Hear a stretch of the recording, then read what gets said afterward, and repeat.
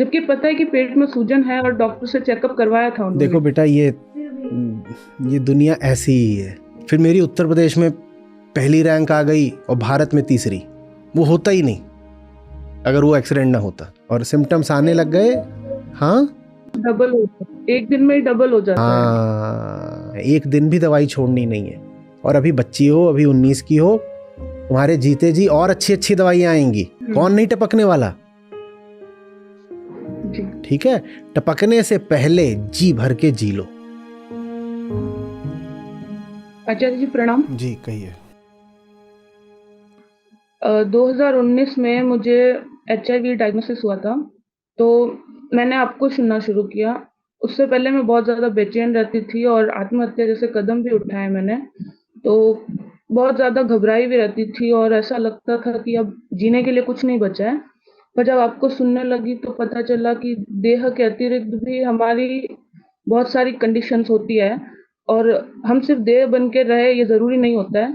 फिर मैं धीरे-धीरे थोड़ा सँभलने लगी और कबीर साहब जी के और मीराबाई के भजनों में भी मुझे ये मिला कि देह सिर्फ़ मिट्टी मात्र है। और आज आपने यही बताया कि देह सिर्फ़ धूल है, मिट्टी है और उसे मिट्टी ही समझना होता है। तो फिर भी कभी-कभी ये भाव मेरे अंदर आता रहता है कि मिट्टी तो हूँ, पर फिर भी जब दवाइयाँ लेनी होती है या फिर कुछ कमज़ोरी अंदर से महसूस होती है, तब ये याद आ जाता है कि मैं मिट्टी हूँ, फिर भी ये तकलीफ़ क्यों होती है? तो इससे मैं कैसे बचूँ? कभी-कभी बहुत ज़्यादा भावना बहुत ज़्यादा हो जाती है और बर्दाश्त भी नहीं होती है। जिसको तकलीफ है ना, और जो तकलीफ का अनुभव कर रहा है, उसको भी मिट्टी ही मान लो। ठीक है। और जो स्थिति है, अगर साधारण दृष्टि से उसको देखोगे या दुनिया समाज की नज़र से देखोगे तो ऐसा लगेगा कि अरे कुछ गड़बड़ स्थिति है। ठीक है। लेकिन अगर जीवन के उद्देश्य को ध्यान में रख करके अपनी स्थिति को देखोगे तो कुछ गड़बड़ नहीं है। बल्कि ये भी हो सकता है कि सदा देह की सच्चाई याद रहे, इसलिए देह में एक एक स्थिति, एक वायरस मौजूद है। और ये जो वायरस है, जितना मैं जानता हूँ, अब जितना हम चिकित्सा विज्ञान में बढ़ गए हैं, कई कई दशकों तक आपके शरीर में पड़ा रह सकता है बिना कोई बीमारी पैदा करे। समस्या ये कभी नहीं होती कि शरीर में वायरस है। समस्या होती है कि सिम्टम्स आ गए। ठीक है। तो अब ये बिल्कुल हो सकता है, मैं व्यक्तिगत रूप से जानता हूं लोगों को। और वो मेहनतकश लोग हैं, काम करते हैं, घरेलू काम करते हैं। जहाँ काम करते हैं असल में मैं उस जगह को जानता हूँ। और आते हैं, अपनी दवाई लेते हैं, और उनका जो पूरा जीवन है वो है ही ऐसा कि वो घर पे बैठे नहीं रह सकते। उन्हें काम करना ही है, उनकी आजीविका काम से चलती है। आचार्य तो जी वो मैं बोलने की कोशिश भी करती हूँ तो हाँ, घर वाले याद दिला देते हैं बार-बार कि तू यहाँ हाथ मत लगा, ये मत कर। हाथ लगाने से कुछ नहीं होता, ये हम जानते हैं। चलिए मैं आपको बता देता हूँ। मेरे ही पैतृक घर में, हाँ, जो दीदी आती हैं, उनकी है ये स्थिति। पर मेरे घर वाले इतने समझदार हैं कि उन्हें उससे फ़र्क नहीं पड़ता। ठीक है, वो सब कुछ करती हैं, सारे काम। पर चूंकि मेरी बहन ही डॉक्टर है तो जानती हैं कि इससे कुछ नहीं होता, और आती हैं। अच्छी उनकी उम्र हो गई, 20 एक साल से उनको है और कोई फ़र्क नहीं पड़ रहा। हट्टी कट्टी हैं, बढ़िया। हाँ, अपना जो उनका वो एक पूरा दवाइयों का उसको कॉकटेल बोलते हैं, उसको वो लगातार लेती रहती हैं और उनका काम चल रहा है, कोई सिम्टम नहीं है। आचार्य जी बच्चों से दूर रखते हैं, और भी बहुत कुछ ऐसा होता है। तो हो जाओ ना दूर, अच्छे अच्छे लोग हैं पास जाने के लिए। हाँ, घर में अच्छे भी अच्छे तो लोग हैं। सब छूट जाना है बच्चे, कौन सा घर। हम्म। क्या इस बात का अफसोस करना कि घर में 5 दिन के लिए किसी से दूरी हो गई, एक दिन घर छूट ही जाना है। ये कोई बहुत बड़ी बात नहीं हो गई, इसको दिल पे नहीं लेते। बल्कि फिर बोल रहा हूँ, इसको अवसर की तरह मानो। आम आदमी का क्या है, वो घर परिवार के ही झंझट में उलझा रह जाता है, उसको घर वाले और समाज वाले ही खूब उलझा के रखते हैं। तुम्हारा अच्छा है ना, तुम्हें वो लोग उलझा ही नहीं रहे अपनी ओर से। जो भी उनकी मान्यता है, विश्वास है, अज्ञान है, ठीक से ना वो बीमारी को समझते ना मेडिकल साइंस को समझते, तो वो तुम्हें खुद ही नहीं उलझा रहे। अच्छा है उन्होंने छोड़ दिया, भला हुआ, मोरी मटकी फूटी। अवसर आ गया ना, मौका मिल गया। क्या मौका मिल गया कि अब दूसरों के साथ जो ऊंचे ऊंचे लोग हुए इतिहास में, उनको जानो। आप जहां से हो, आपने कहा एक छोटी जगह से हो, वहां लोग क्या बहुत पढ़ते हैं खूब?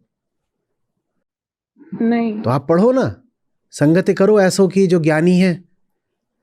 मेरे भैया और भाभी सब पढ़े हुए हैं, पर फिर भी उनकी सोच भी ऐसी ही है।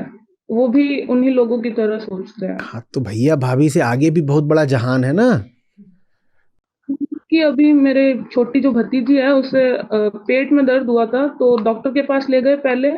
फिर पता चला कि ज्यादा तकलीफ है पेट में, तो पता नहीं किस बाबा के पास लेके जा रहे थे झाड़ फूक करवाने और ये सब।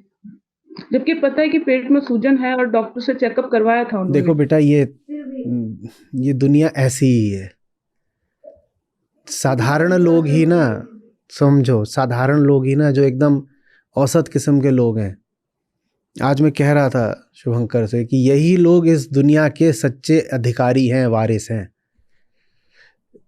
जिनको दुनिया समझ में आने लगे, वो तो दुनिया में थोड़े से आउटसाइडर हो जाते हैं। इससे आपको एक बताए देता हूँ, पढ़िएगा किताब द आउटसाइडर।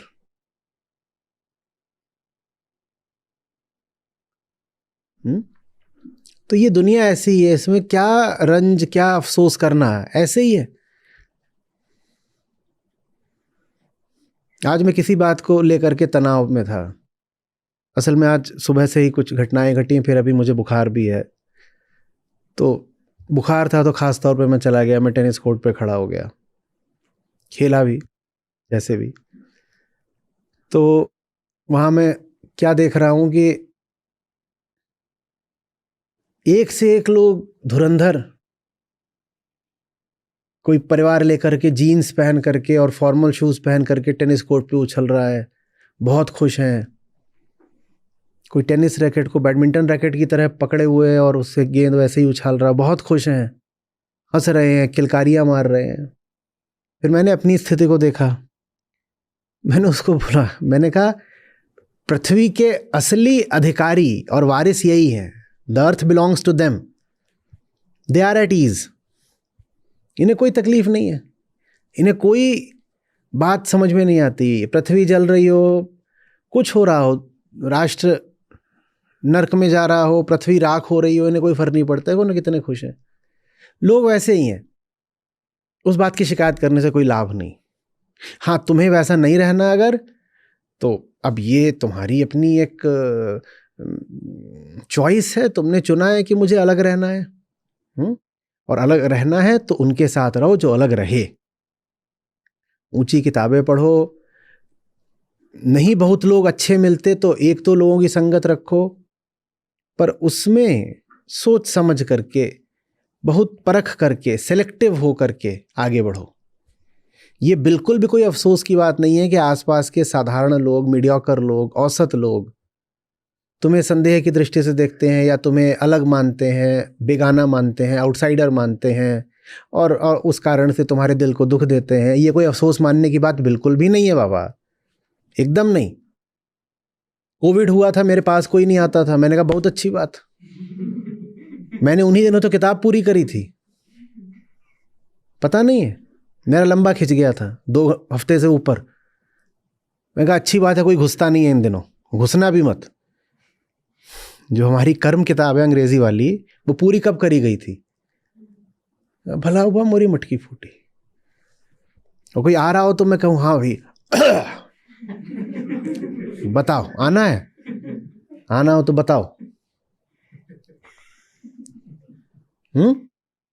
अभी सिम्टम्स तो नहीं है ना? नहीं है ना? अभी हेल्दी हूँ। हाँ तो हेल्दी ही रहोगे, हेल्दी ही रहोगे। दवाई मिस मत करना बस। जितना मैं जानता हूँ इसके बारे में, अगर दवाई मिस नहीं करोगे तो सालों तक नहीं, दशकों तक हेल्दी ही रहोगे। अभी ऐसा हमारे पास कोई उपचार नहीं आया है कि शरीर से वायरस को मार दे, पर ऐसा आ गया है कि वायरस को हाँ, वायरस को रोक के रखता है कि वो सिम्टम्स ना देने पाए, वो जो चीज़ है वो अपने लक्षण ना प्रकट करे, आपकी इम्यूनिटी खराब ना करे। इसमें सारा खेल इम्यूनिटी का होता है। अपने आप को जिन चीज़ों से बचाना है बचा के चलोगे। और इस पर बहुत रिसर्च हो गई। ये 1990 का दशक नहीं है, अब 30-35 साल पुराना हो गया ये सब कुछ। खूब इसको समझा जा चुका है, वैज्ञानिक जानते हैं, अच्छी दवाइयाँ आ गई हैं और हर 2-4 साल में और बेहतर इसमें दवाइयाँ आ जाती हैं। और चूंकि ये एक विश्वव्यापी समस्या है तो दवाइयाँ इसमें सस्ती रखी जाती हैं। ठीक है, तो वो भी नहीं होने वाला है कि बाप रे बाप कितना खर्चा कितना खर्चा। बस दवाई लेने में कोई कोताही मत करना। अगर छोड़ दिया बीच में और सिम्टम्स आने लग गए, हाँ डबल हो जाता है, एक दिन में ही डबल हो जाता है। हाँ, तो वो जो उसका वायरल लोड है वो बढ़ने नहीं देना है। एक दिन भी दवाई छोड़नी नहीं है। ठीक है, ऐसा ना हो कि लगे कि सब अच्छा चल रहा है, अच्छा चल रहा है, दवाई लेना भूल गए। तो दवाई लेते चलो और अपनी स्थिति को अपने सौभाग्य की तरह लो कि मेरे साथ कुछ खास हुआ है, बहुत अच्छा। क्या हुआ है कि मुझे अब अयोग्य बना दिया गया है, इनकेपेबल बना दिया गया है साधारण जीवन जीने के लिए। न मैं साधारण जीवन जी सकती, न मैं साधारण लोगों से साधारण तरीके से व्यवहार कर सकती। तो अब मैं क्या बनूंगी? मैं खास बनूंगी, मैं असाधारण बन के दिखाऊंगी। खूब पढ़ो, अच्छा खाया करो, दौड़ लगाया करो और भविष्य की कोई चिंता मत करो। रही बात मौत की, तो किसको नहीं आनी है? हाँ, आपको सुनने के बाद खेलने भी जाती हूँ, पढ़ती भी हूँ बहुत बुक्स वगैरह। सिलेबस के बाहर ही पढ़ती हूँ ज्यादा टाइम। हाँ, खूब पढ़ा करो और पूरी दुनिया देखनी है, बाहर निकलना है, पूरी दुनिया देखनी है, मस्त जीना है। बस एक सावधानी रखनी है कि हमारे शरीर की स्थिति विशेष अलग है औरों से। ठीक है, तो हमें अपना थोड़ा सा ख्याल रखना है। यहाँ एक जंतु बैठा हुआ है, उस जंतु की तादाद जब तक एक सीमा से नीचे तब तक मुझे कोई समस्या नहीं होगी, उसकी बढ़ने नहीं दूंगी तादाद। ठीक है, और अभी बच्ची हो, अभी 19 की हो, तुम्हारे जीते जी और अच्छी अच्छी दवाइयाँ आएंगी, तो इसमें कुछ सोचना नहीं है। और कोई नहीं आई दवाई, मान लो 10-20 साल में टपक भी गई तो कौन सी बड़ी बात हो जाएगी? कौन नहीं टपकने वाला? ठीक है, टपकने से पहले जी भर के जी लो। ठीक है, ये सब छोटे मुद्दों पर छोटे लोगों की छोटी शिकायतें बिल्कुल मत करना। और छोटे जगहों पर इस तरह की छोटी चीजें ज्यादा होती हैं। हमें किसी भी तरह के छोटपन को भाव नहीं देना है। जो लोग बहुत साधारण सी बातें नहीं जानते, जो थोड़ा सा भी मेडिकल साइंस नहीं जानते, वो करेंगे कुछ उल्टी पुल्टी बातें। अब बाबा जी के पास अगर कोई बताएगा जा करके ऐसा ऐसा है, तो बाबा जी कुछ भी अपना कुछ बता देंगे, अपना रसायन शास्त्र समाधान निदान, तो हमें उस पर थोड़ी ध्यान देना है। हम जानते हैं ना कि हाँ, लेके चले गए थे बाबा के पास, गले में बंधा दिया और बोले कि इसको खोला तो बीमार हो जाएगी, और मैंने खोल के रख भी दिया, अब तक ठीक हूँ, बीमार भी नहीं हुई।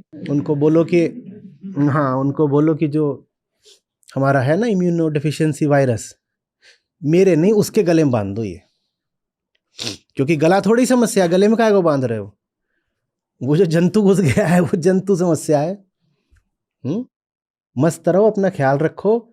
बिल्कुल ऐसा हो सकता है कि जंतु को अभी तो जो दवाई आई है वो बस रोक के रखती है, आगे ऐसी भी दवाई आ सकती है जो जंतु को साफ ही कर दे।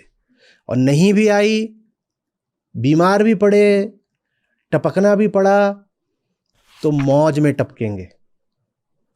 ठीक है, किसी छोटी बात पर किसी छोटे इंसान को अपने सर पे चढ़ा के बड़ा नहीं बनाएंगे।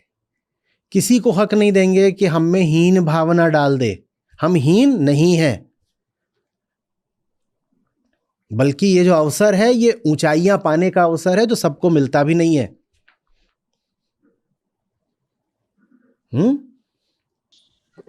जानते हो क्या हुआ था?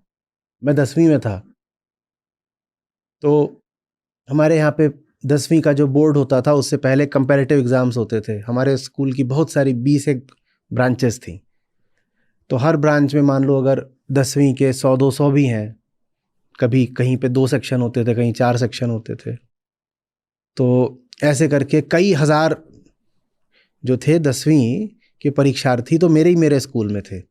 तो इनमें आपस में ही कंपैरेटिव हो जाता था। उसमें जो कंपैरेटिव हुए सब, उसमें हमारा नंबर पहला आ गया। तो लड़कपन के दिन आत्मविश्वास बहुत बढ़ गया होगा। अब बोर्ड आ गए हैं, मार्च का महीना है, हम इधर उधर फुदक रहे हैं। घर में हमें एक हीरो बुक मिली हुई थी, तो उसको लेके कभी इधर जाएं कभी उधर जाएं, और समझाया जाए कि भैया पढ़ लो। हम कहें पढ़ना क्या। और मेरे और जो नंबर 2 पे था लड़का, उसमें दूरी भी बहुत थी, तो कोई ऐसा खतरा नहीं था कि कहीं से भी नीचे जाएंगे। बताया जाए कि अब कोई कंपैरेटिव थोड़ी है, अब तो पूरे देश में मुकाबला होगा, पर इतनी समझ नहीं।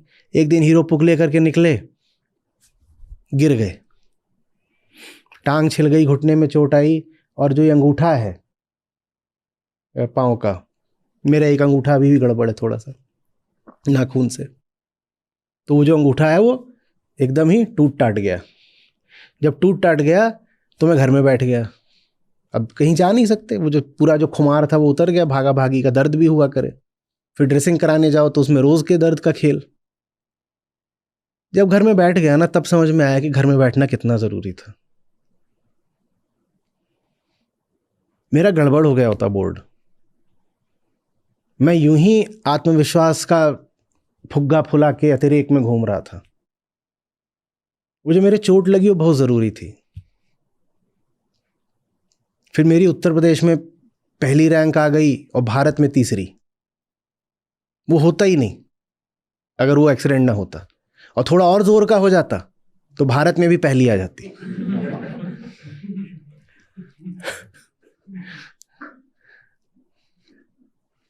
समझ रहे हो बात को? कई बार अच्छा होता है, अच्छा होता है। हाँ, तो इसको कुछ बुरा नहीं मानना है, इसको बस कहना है मेरा ऐसा ही है, तुम्हारा जैसा होगा होगा, मेरा ऐसा ही है भाई। और मुझे इसी के साथ बिल्कुल पंख फैला के आसमान में उड़ना है। सबको सीमित जिंदगी मिली है, मुझे भी सीमित जिंदगी मिली है, सबकी अपनी अपनी स्थितियां होती हैं, मेरी भी अपनी स्थितियां हैं। मैं इन्हीं स्थितियों के साथ बिल्कुल उड़कर दिखाऊंगी। और जिंदगी में जो लोग, फिर बोल रहा हूं, आपको छोटा प्रतीत कराएं, आपके साथ दुर्व्यवहार सा करें, उनको भाव देने की कोई बहुत ज़रूरत नहीं है। मैं तो कहूँगा उन्हें जीवन में रखने की भी ज़रूरत नहीं है, पर कई बार जीवन में रखना पड़ता है, कुछ ऐसी होती हैं। और जीवन में अगर रखना भी पड़ रहा है तो कम से कम भाव मत दो, कह दो इनका काम है बोलना। मुझे अगर सुननी ही है तो इतने सारे महापुरुष हुए, मैं उनकी सुनूंगी ना।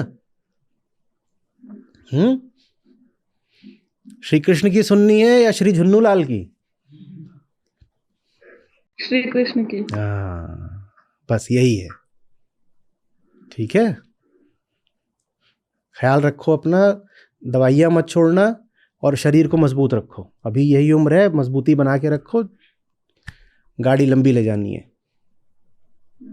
चलो, धन्यवाद आचार्य जी।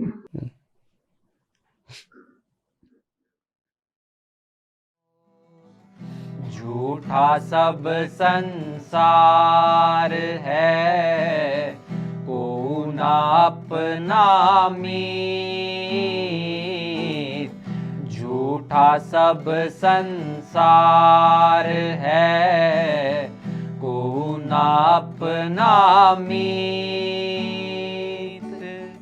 राम नाम को जानी ले, चले सो भौजल जीत रे साधो, चले सो भौजल जीत। झूठा सब संसार है, को ना अपना मीत। झूठा सब संसार है, को ना अपना मीत। राम नाम को जानी ले, चले सो भौजल जीत रे साधो, चले सो भौजल जीत। अपना तो कोई नहीं, देखा ठोक बजाय। अपना तो कोई नहीं, देखा ठोक बजाय। अपना अपना क्या करे, मोह भरम लपटाए रे साधो, मोह भरम लपटाए। अपना तो कोई नहीं, देखा ठोक बजाय। अपना तो कोई नहीं, देखा ठोक बजाय। अपना अपना क्या करे, मोह भरम लपटाए रे साधो, मोह भरम लपटाए। मोह फंद सब फंदिया, कोई न सके निवार। मोह फंद सब फंदिया, कोई न सके निवार। कोई साधु जन पारखी, विरला तत्व विचार रे साधो, विरला तत्व विचार। मोह फंद सब फंदिया, कोई न सके निवार। मोह फंद सब फंदिया, कोई न सके निवार। कोई साधु जन पारखी, विरला तत्व विचार रे साधो, विरला तत्व विचार। सुख के संगी सवार थी, दुख में रहते दूर। सुख के संगी सवार थी, दुख में रहते दूर। कहे कबीर परमारथी, दुख सुख सदा हजूर रे साधो, दुख सुख सदा हजूर। सुख के संगी सवार थी, दुख में रहते दूर। सुख के संगी सवार थी, दुख में रहते दूर। कहे कबीर परमारथी, दुख सुख सदा हजूर रे साधो, दुख सुख सदा हजूर। झूठे सुख को सुख कहे, मानत है मन मोर। झूठे सुख को सुख कहे, मानत है मन मोर। जग छबे ना काल का, कुछ मुख में कुछ गोद रे साधो। कुछ मुख में कुछ गोद। झूठे सुख को सुख कहे, मानत है मन मोर। झूठे सुख को सुख कहे, मानत है मन मोर। जगत छबे ना काल का, कुछ मुख में कुछ गोद रे साधो। कुछ मुख में कुछ गोद।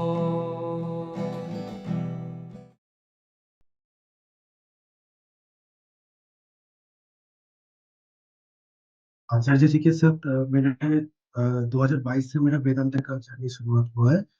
वो आचार्य जी के साथ मेरा मतलब यूट्यूब से जो कनेक्शन है वो 2023 से है। और मैं 2 पॉइंट यहाँ पर स्पष्ट करना चाहूंगा कि फर्स्ट पॉइंट है आचार्य जी का जो मेरे लाइफ में सबसे बड़ा कंट्रीब्यूशन ये है कि जो कम्युनिटी है ना, कम्युनिटी जहाँ पर हम लोग हमारे थॉट्स शेयर कर सकते हैं, ये सबसे बड़ा मुझे लगता है सबसे बड़ा कंट्रीब्यूशन है। और दूसरा कंट्रीब्यूशन जो है स्वधर्म जो है, उस स्वधर्म सिखाने के लिए मतलब मैं कहाँ कहाँ भटका मुझे पता नहीं है। उसका सही मीनिंग शायद आचार्य जी ने मुझे सिखाया।